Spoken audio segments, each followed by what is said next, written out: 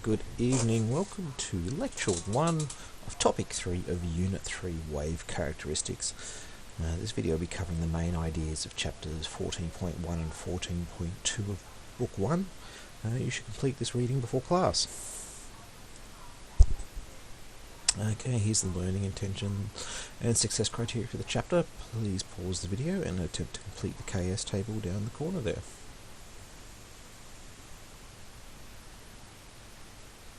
Alright, so having a look here, we can see that the first off is this explaining what a wave is and the physical properties. So we probably need to know those. Well, firstly, what is a wave? If we don't know what it is, we can't explain what it is. And we need to know what the properties of a wave are.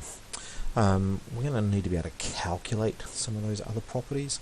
And so one thing here for describing examples of transverse and longitudinal waves, we need to know what those words mean before we can finally do this calculate skill, where we calculate some wave values or some wave properties there. So let's get started. A wave is a repetitive pattern that transfers energy between two places. So there's a few key words there. The word repetitive, that means it's the same pattern being repeated over and over.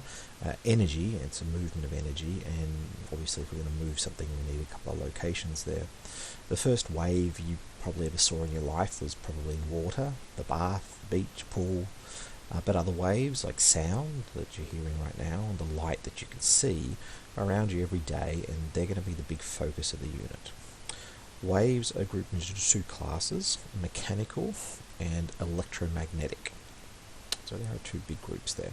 Now mechanical means that it has to force some medium to oscillate. It has to move something. Mechanical makes us think of machines. So in this case mechanical is referring to the fact that it has to make something do something.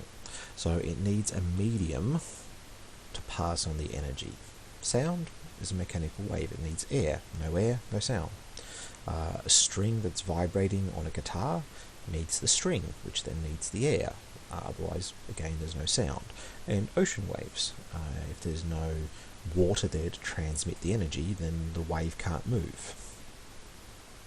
In a comparison, though, electromagnetic means that there's no medium required. Light are what are examples of electromagnetic waves. So we need to know some of these examples. Now, waves have two shapes, longitudinal and transverse. Now we'll start with the easy one. Transverse waves are the easy one, and they're the ones you see in the bath. So if we just sort of relax our eyes a little bit there, you can see that the wave is slowly travelling left to right across the screen there. But if you concentrate and look a bit closer at it, you see that while the shape of the wave, we can see the crests here of the wave travelling across, the particles, the little bits here, are only moving up and down. Okay? Nothing's moving, none of the individual bits are moving left to right. It's all moving up and down. So this is what transverse means. Okay? Transverse means the wave goes one direction, but the motion is perpendicular to it. So the motion of the particles up and down, but the wave moves left to right. A longitudinal wave is where the particles move along the direction of the wave. So the particles are going to left to right and the wave move left to right. So if you relax your eyes a little bit and look at it, you can see that there is a let's just try to over the top of it. So it's moving down the length of it. You can see those slightly denser black bars. But if you look, it's a little bit harder because I have zoomed out quite a bit on these images, but these pictures here, you might be able to notice there's a red dot just about there. Nope, sorry, the resolution doesn't look that great, but these particles are only moving left to right. And you can find these animations online pretty easily by searching for wave animations. Now, first off, in terms of the shapes and the types of wave, we have a nice little table here that matches them up. So here, mechanical means it needs propagation, electromagnetic means no medium needed. Examples of mechanical transverse waves: water, and we've seen water do this, springs, strings, those are all examples of mechanical waves that transverse, so they oscillate up and down while the wave moves left and right. For electromagnetic waves, light is a transverse electromagnetic wave. In terms of mechanical waves that are longitudinal, sound, the sound that you're hearing right now, and slinkies. And I don't mean the slinkies we used in class where we bounced it up and down. I mean when a slinky is sort of moving from position to position, like those tricked stratus and stuff like that. Now, Walding here has that there are no electromagnetic longitudinal waves. That's not quite right. There are some examples with polarizing material, like sunglasses are polarizing, and how they change the direction of light, but that's well beyond the scope of our class. So for the moment, and for QCAA's purposes, just assume, yep, electromagnetic can only be transverse, longitudinal, and don't worry about it. If you happen to remember the point, I doubt someone's going to argue about it, but at the same time, why risk it? So, we need to know what are the properties of waves. We've covered what they are, now let's have a look at the properties. So here is a general waveform. Please copy this wave diagram down. I'm going to label this wave with all the critical features using just symbols, just so that we don't fill this up with words all over the place. I recommend you copy along as I go through, and there's a definition page in a couple of pages for you just to copy down those definitions. But I'll explain them verbally as we go along through it. Alright, so as I said, this is our general wave feature. This is a transverse shape, and you can see up and down, and we'll talk about longitudinal waves in a little bit, but 99% of the drawing is going to be a transverse shape. So our first thing here, let's label our axes. This one axis we're going to label as distance, okay, and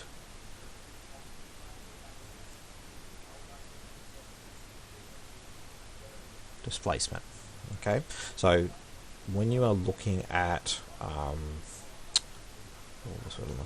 when you are looking at waves and wave graphs specifically, you're always going to have displacement on the y-axis, but your x-axis will vary depending on, my god, that is horrible writing, distance, or sometimes time, and we'll look at time in a second. So we'll go a bit clearer. Not that my handwriting is much better. Distance. So, our first thing is our amplitude. And our amplitude is the maximum distance that our... where's my thing? Maximum distance between the equilibrium line, this bit down the middle, okay, and the maximum distance away from it, or the maximum displacement, sorry, I should say away from it. So from here to here, that is our amplitude. And we give amplitude the symbol A. That's nice and easy. What if we wanted to talk about a different point, though? What if we want to talk about here? Well, this distance here is going to be our measurement of our y-axis, so this will just be our displacement, and we'll use the symbol S for displacement. The tops of each wave, this point here, these are called crests. They don't have a shorthand symbol for it. And the bottom of our waves here and here, these are called troughs. Again, they don't have a symbol for it. Now, the distance between our two crests, or the distance between our two troughs, is called the wavelength. So from here over to here is called the wavelength, and it gets this weird looking upside down Y symbol, with the Greek letter lambda, to represent wavelength. Now, what you can't do, notice here that this line and this line, they're pretty long. You can't do any 2 points that are the same displacement. And what I mean by that is this point here and this point about here, well, they have the same displacement. So is that the wavelength? They've gone from the same height to the same height. No, that's not the wavelength, because these 2 points are not what we call in phase. They're not doing the same thing. Okay? Here, the wave is coming down. Here, the wave is coming up. If we took it through to here, to that point, that will also be a wavelength. So you can calculate the wavelength or work out the wavelength from any 2 points in phase. You could go from here at the equilibrium line to here. That's cool. Okay, they're in phase. But here to here, no. Can't go from the start to there. That would be half a wavelength. So you can certainly use it to work out the wavelength. Okay, but you've got to be aware of what you've got there. Okay, so that's probably the hardest part of this. We're going to talk about frequency in a second, but we can't label frequency on here because we've labelled it with length, we've labelled it with distance. The frequency is how many of these waves will pass a given point in 1 second, while the opposite of frequency is the period, how long, how many seconds it takes for one full wave to pass. So we're going to take the same wave shape, but now we're going to put it on time instead of distance. So let's label this. We'll put that on. We have time. We have displacement.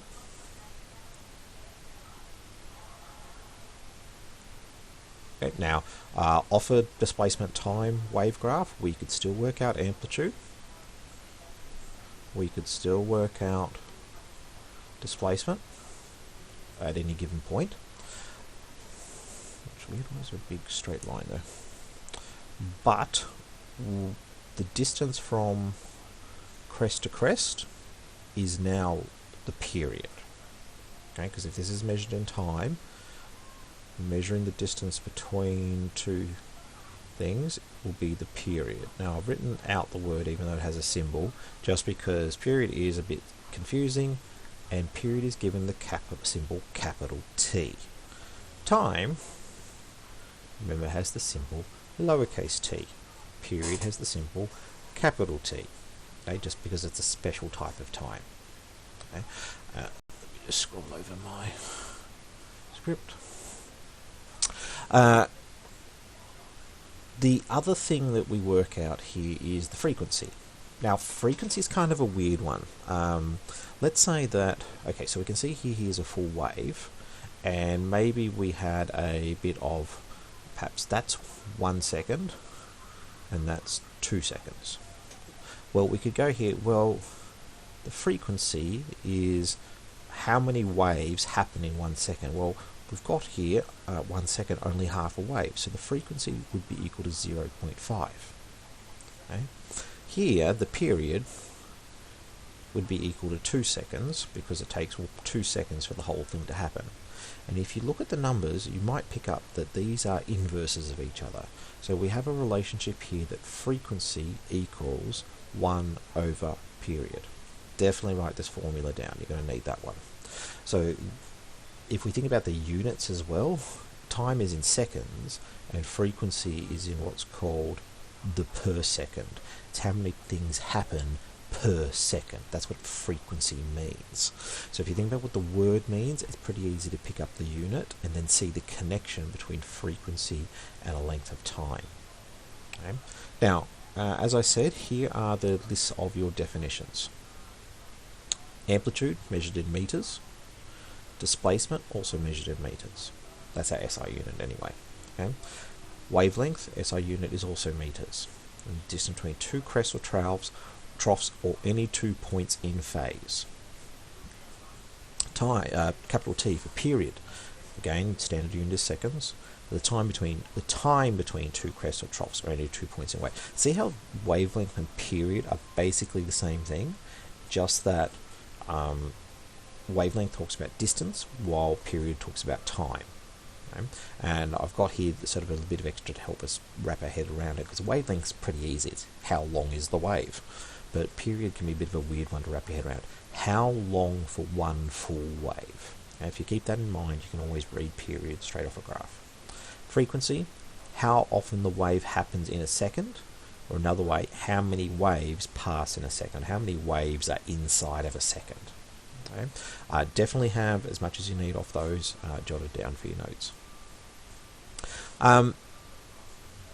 Let's go on to longitudinal waves. So longitudinal waves have two replacement properties. They have an amplitude and they have a displacement. It's just amplitude and displacement is very hard to read off of a graph, off a diagram like this, off a drawing of a wave like this. So we're not really going to be able to label it onto this thing. They also don't have crests and troughs. We can still measure their wavelength and we can still measure the frequency if we have things along distance or time, though for these sort of ones doing a time graph is pretty tricky.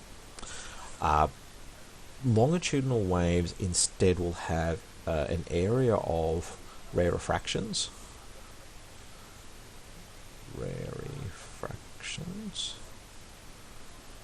and areas of compression. What is an area of compression? Well, it's where the spring is compressed, it's come together. What is an area of rarefaction? It's where the spring is spread apart. Okay, this is what's happening in sound waves. When we have an area of compression, the sound, the particles of air are being pushed together. Okay? Doesn't mean that the sound is louder, it just means that the air is pushed together there. Rarefaction, area of low pressure. Now, on a graph, because drawing that sucks, on a graph it lines up like this. Here we can see areas where everything's sort of bunched together, so we're going to draw a crest. Spread apart, and we're going to draw a trough.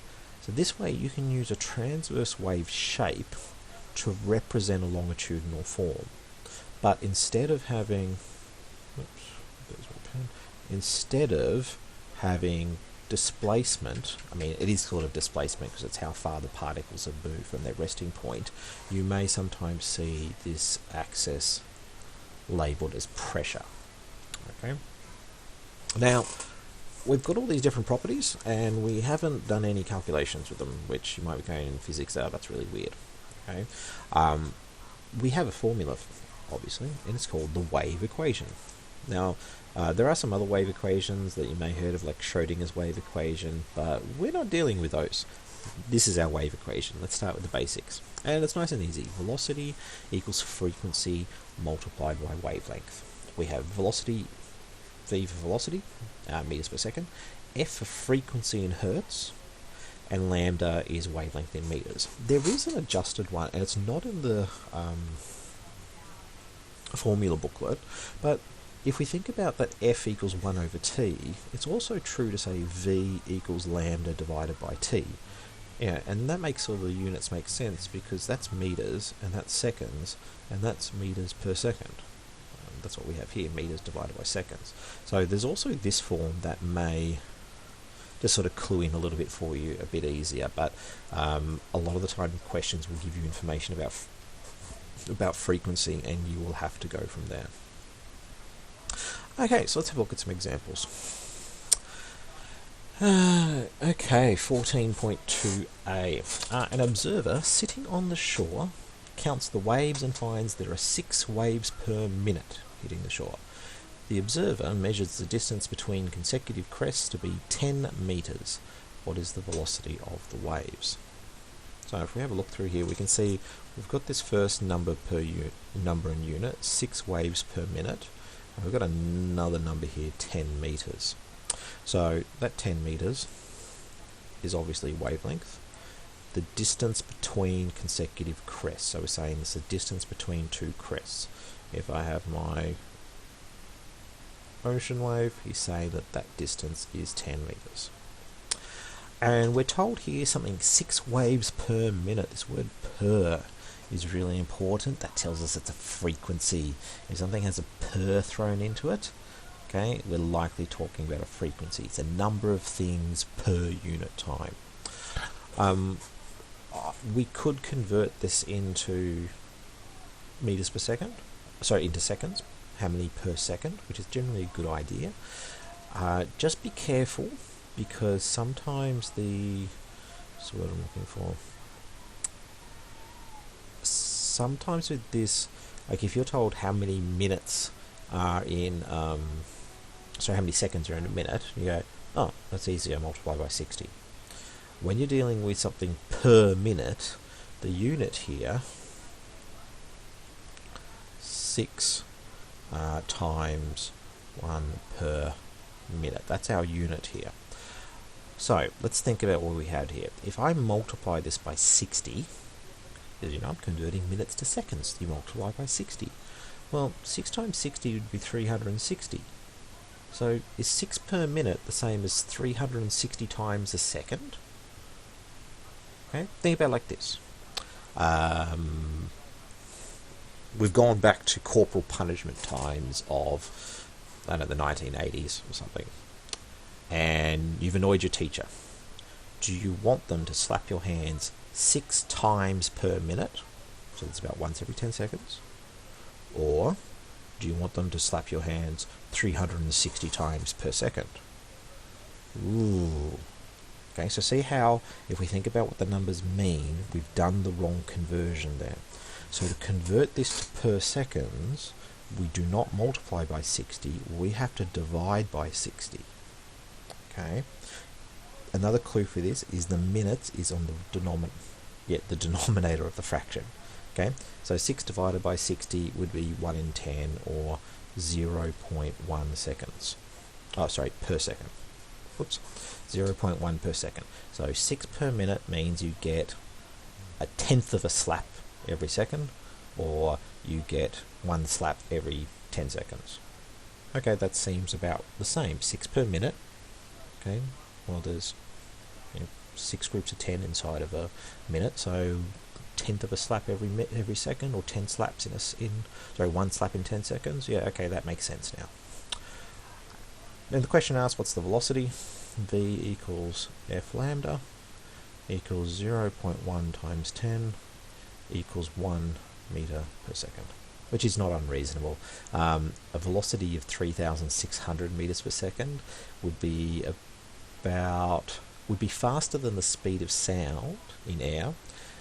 So it'd have a sonic boom. It'd be going at what's called Mach 10, and it would be about twice the speed of sound in water. So pretty fast.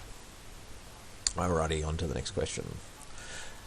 Use figure 6 to answer the following questions. Calculate the speed and frequency. Draw the wave after another 0.2 seconds. Okay, so a little bit blurry there. Just try to reposition a little bit so it's just a touch better. Remember, you can open up your textbook to have a look at these as I'm going through it. Calculate the speed and the frequency. Okay, so we need speed, that's velocity. Different word for it, but a lot of the time speed and velocity will be interchangeable in these early situations. And we have here a wave at time equals 0 and a bug on the graph. Go away. And here we have time equals 0.1.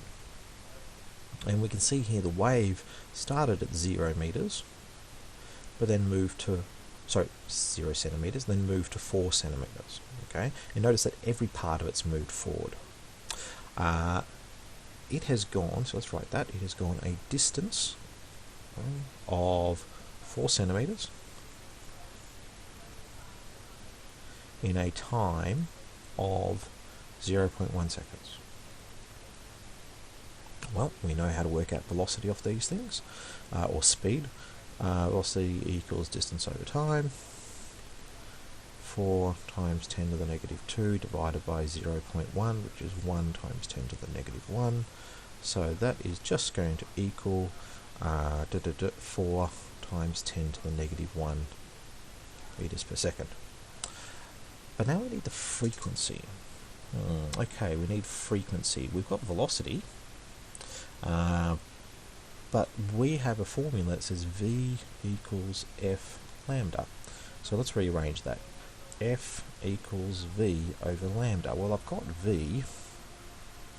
We worked that out before. Now we need a lambda.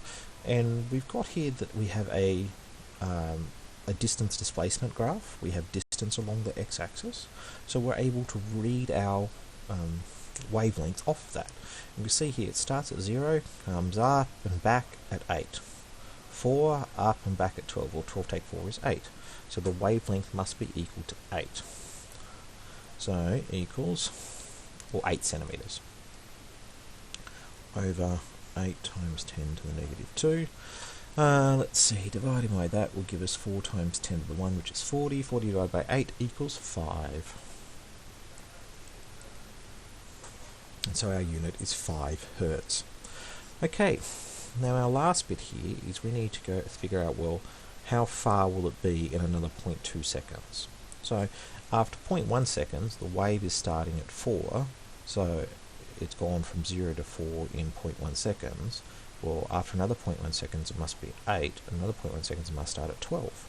If we draw our thing here, we've got 4, 8, 12, 16, 20, 4, 8, 12, 16, 20. So we just said it's going to be forward another 2 increments, starting at 12, up, down, up, and it's going to come back at 24 then. Okay, I would suggest you draw a little bit neater than me on an exam. And I believe this is the last question. So a wave is created on a spring. The displacement of point P is given by the graph figure 9. I'm about to load that up.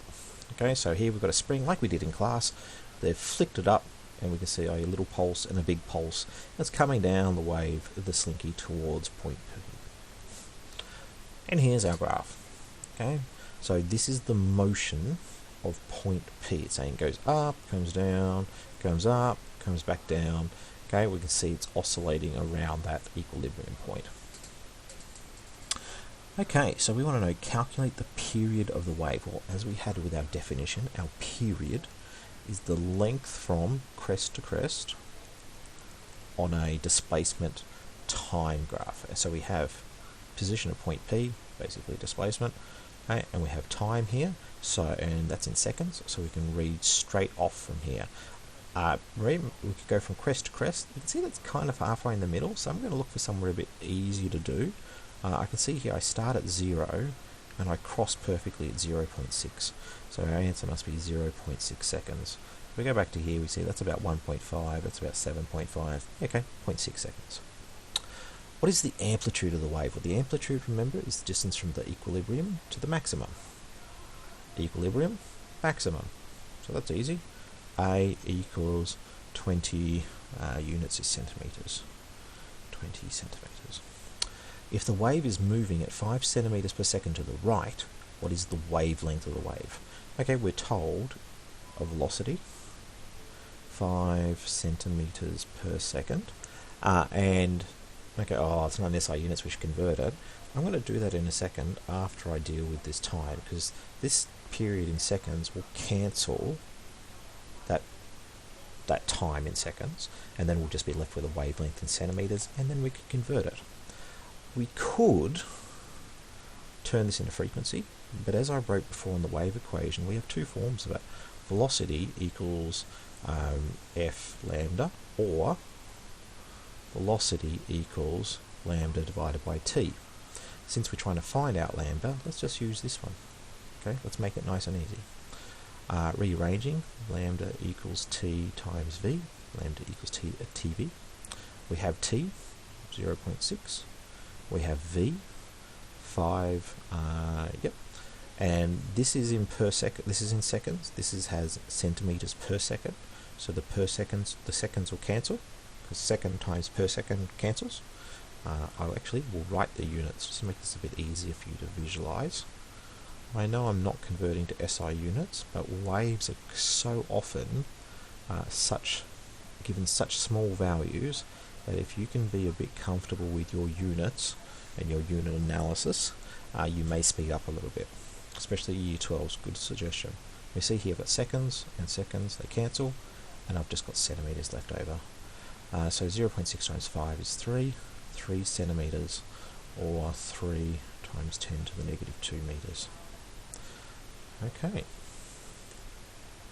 So, this video has had a significant amount of terminology, and I'd suggest making some flashcards to help you revise. Alternatively, you could write a set of quizzes questions and email them to me, and I'll collate them all, and that way you can use that as a set of flashcards as much as you want, and everyone can share together. I have put a template for it on eLearn under the technology folder. I would suggest do some questions that force you to match words with descriptions. So word period, and the other side of it would be a whole bunch of different definitions you could use, or vice versa. Give a definition, have a bunch of different words, and try to match them up. Descriptions with images, okay, because we've seen a lot of this have visual things with it. Draw a waveform, label it, and go, here's a bunch of definitions, which one is this? Okay, or vice versa. And images with words. Here's the word for period, here are some different images, which one matches up to it? Or here's an image, which word matches up to that property? These are all great things to try to do for yourself in order to help improve your study skills and your long-term recollection. So please give that a go. Email me your, if you do quizzes, I recommend you do, especially with current circumstances. Email me your questions, I'll put them together, that way you can all have a go with it. Alright, so in this video we have done the following. We've looked at the two types of waves and the two different wave structures with examples. We've looked at the physical properties of a wave. We've learned how to calculate wave properties from graphs and use the wave equation. Okay. For your entrance slip to class, please complete questions 1 to 6 in chapter 14.1 and 1 to 9 in chapter 14.2. Copy your answers into the 3.3.1 space on eLearn. Now, just as a note, there is an issue with question 9 in 14.2, as it says figure 12, but figure 1 is the actual labelled wave diagram much earlier in the chapter, and I have noted it. Go away, bug.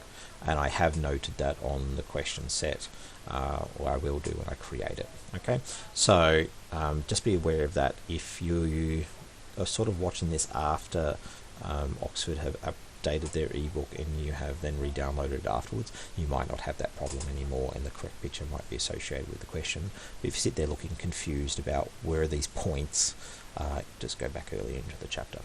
Thanks for listening, guys. Have a great night.